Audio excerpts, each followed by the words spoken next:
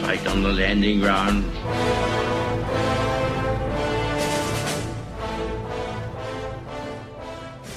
Thank you for joining us. You are listening to A Radio, and this is the Morning Moment. We're on weekdays, 11:45 Eastern. Follow us on Spreaker.com and click on the like button.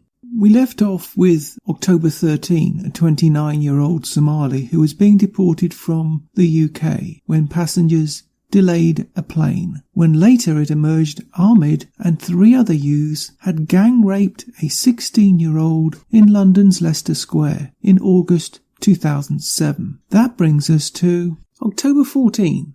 Belal Ahmed, 24, and Mizad Mayar, 24, both of Tower Hamlets, that's in London, were sentenced to a combined 24 years in prison for spiking a 21-year-old woman's drink with MDMA, which is ecstasy, raping her after she became unconscious, and dumping her at the side of the road in her underwear. Both men were arrested at Gatwick Airport in November 2017 when they returned to Britain after vacationing together in Morocco.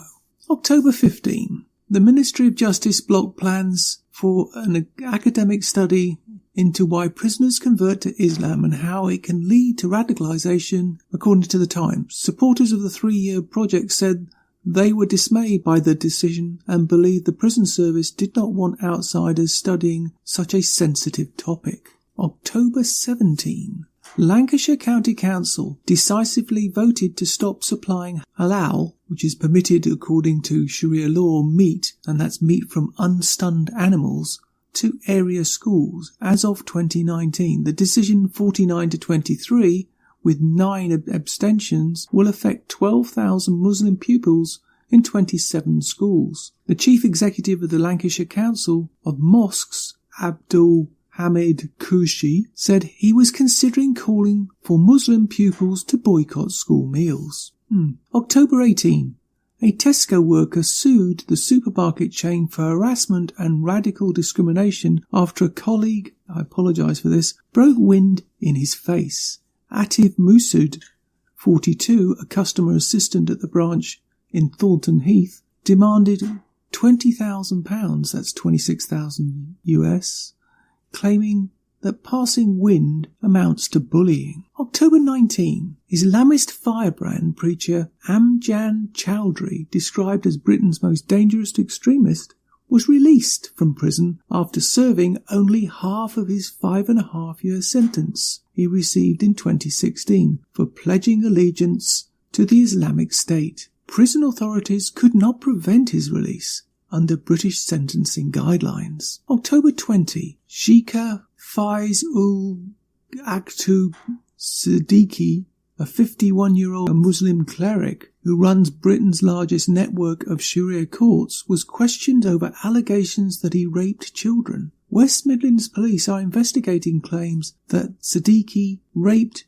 2 Dutch women in the 1990s and the 1980s. October 23. Nearly 2,000 young people in Britain, the vast majority of them girls, were wed before the age of 18 between 2010 and 2015, according to Thomson Reuters Foundation, citing official data. Child marriage, defined internationally as marriage under 18, remains legal in Britain. In England, Wales and Northern Ireland, teenagers can wed at 16 with parental consent. In Scotland, they do not need consent. October 24. An Islamic school teaching that only Muslims and animals were saved on Noah's Ark was the first to be successfully prosecuted for operating illegally. Can't even pronounce the name of the place. It's a learning centre in West London, marketed itself as a study centre where home-educated children could attend part-time classes. October 25. A Muslim family complained about the use of pork gelatin in 3 vaccines used by the National Health Service. According to the BBC, porcelain gelatin is derived from pigs and used in vaccines against flu, shingles, measles, mumps and rubella. A spokesman for the Public Health England said that the gelatin is used as a stabiliser and developing an alternative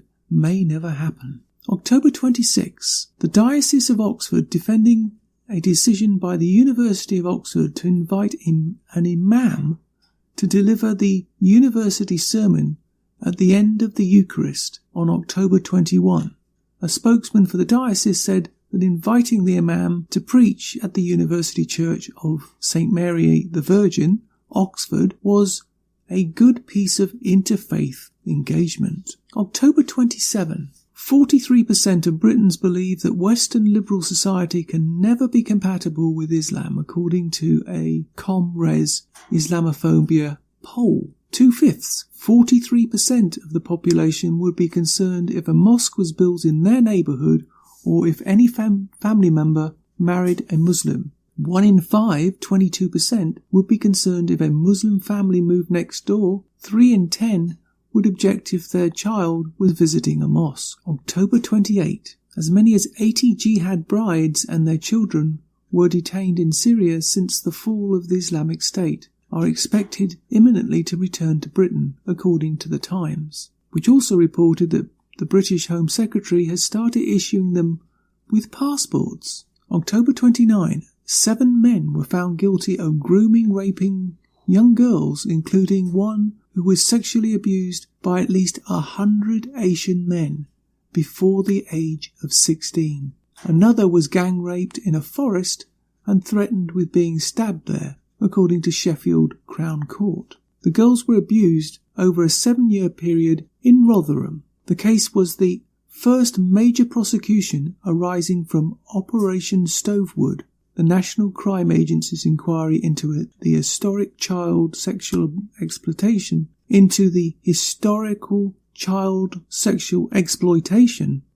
the South Yorkshire town, which has identified more than 1,500 victims. The inquiry will cost taxpayers £90 million.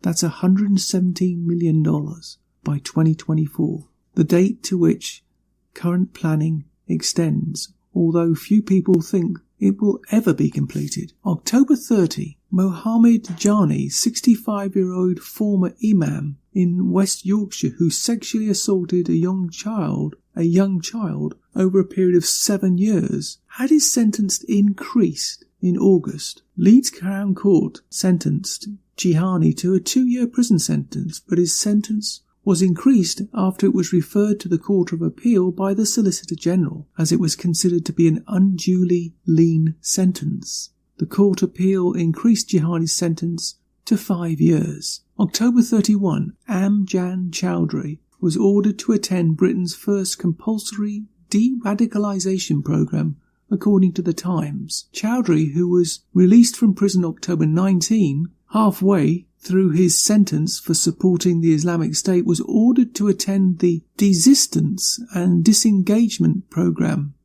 DDP, as part of his probation. And I'm afraid to say it continues.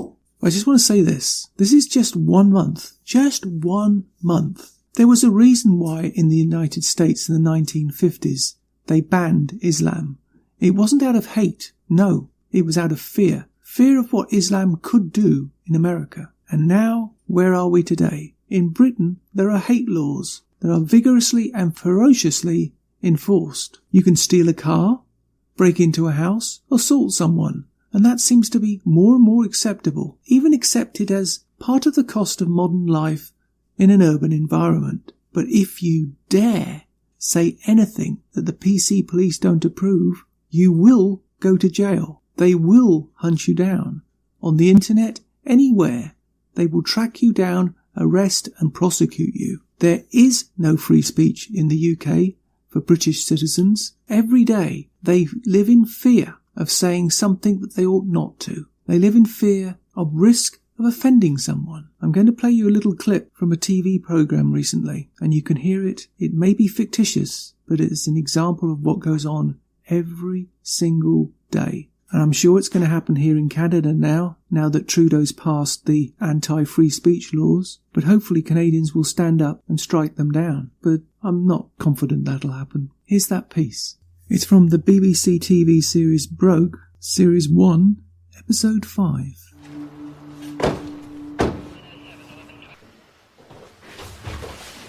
He's coming home? Sorry? Vernon? He's coming home? Mrs. Oyanusi. We're so sorry for your loss and we offer our heartfelt condolences, but we're not here about Vernon. So why are you here? Are you Mrs. Oyanusi's brother? Yes. Could I take your name, please, sir? Daniel Martin. And how are you spelling that? Martin. Why? Mr. Martin, we've received a complaint that you assaulted a man just outside at roughly 2:15 this afternoon. What are you talking about? Is this a joke? We wouldn't joke about something as serious as this. Serious? Sir, the man alleges it was a homophobic attack, a hate crime. If found guilty of a hate crime, you will go to prison, so yes, sir, very serious. More serious than the killing of a black teenager by white police officers? See, I see what you're doing here, officer. You've killed a young man, therefore discredit him and all his family, yeah? Did you assault Carl McKenna, sir? Carl! How has a once proud and free nation come to this? And that's my comment. You can find more at aradio.wordpress.com, where you can find links to us on Twitter, Facebook, Instagram, iTunes, iHeartRadio, Gab and email. You can now find us on Spotify. Just go to the podcast section and type Canadian Politics with a Twist and you'll find us. We are continuing to reach out to you, so please pass on the links. Please click on the follow button on Spreaker.com.